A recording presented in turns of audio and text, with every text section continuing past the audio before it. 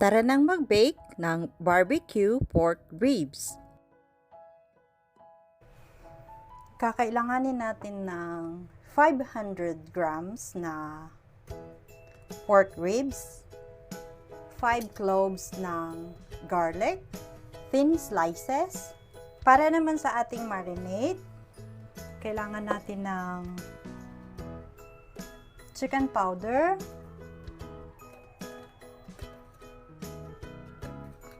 konti lang naman, 1/4 ng kutsara.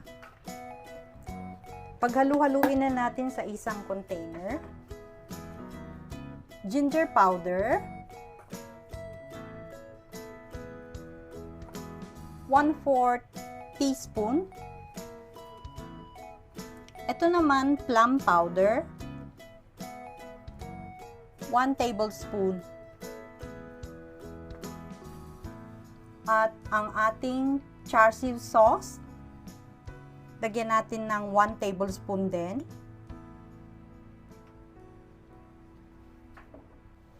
Tomato ketchup, 1 tablespoon.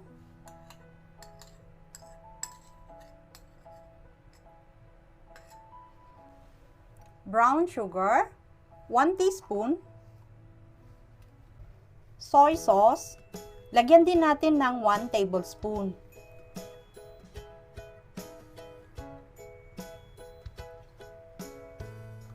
At yung ating cooking wine, lagyan din natin ng 1 tablespoon.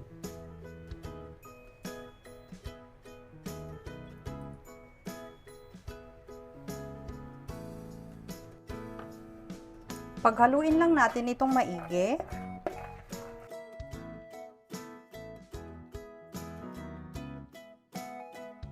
Ihalo na natin yung 5 cloves, thin slices of garlic.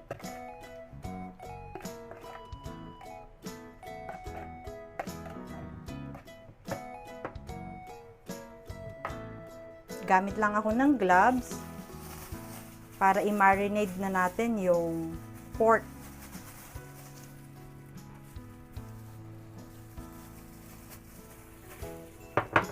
Kailangan siguraduhin nyo na coated yung pork ribs sa ating marinade.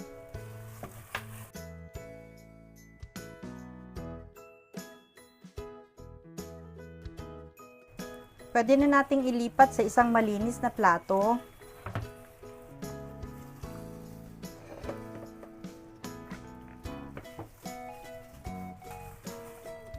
Pag ililipat nyo, siguraduhin ninyo na yung bone, yun yung nasa ilalim.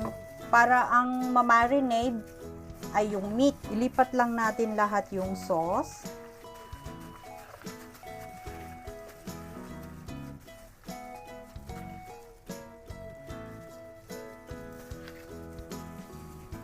Ganyan lang.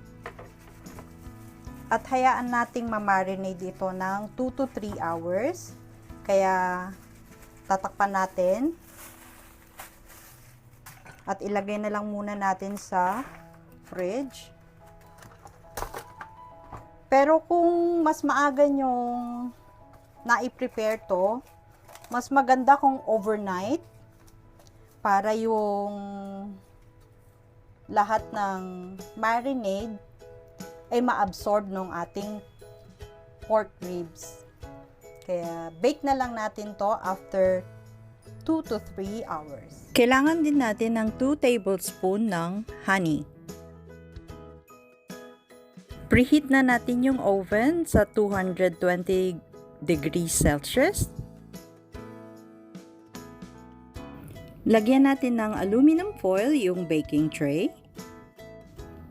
At pahiran natin ng 2 tablespoon ng cooking oil.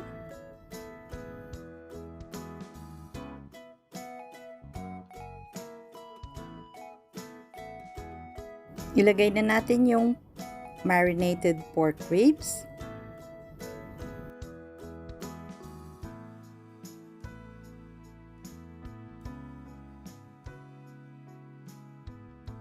Ready nang i-bake ito mga ka-MC. Ilalagay natin ito sa gitna.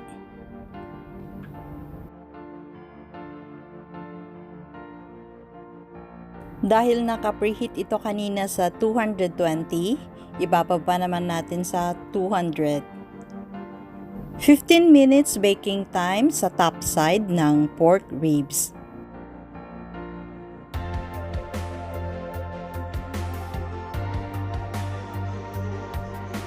I-prepare naman natin yung honey pang glaze sa ating pork ribs.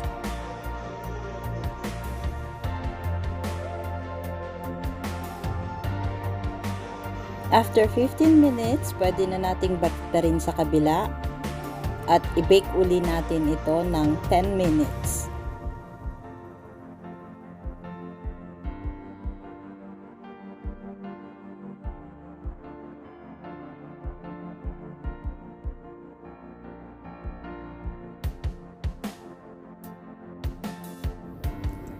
After 10 minutes, i-lower na natin yung heat sa 180 degrees Celsius at pwede na rin nating lagyan ng honey.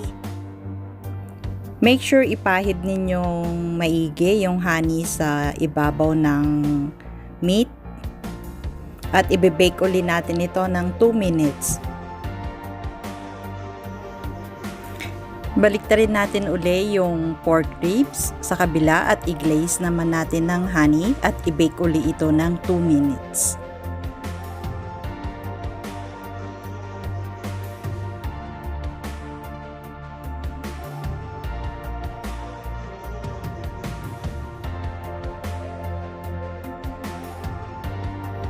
Ayan!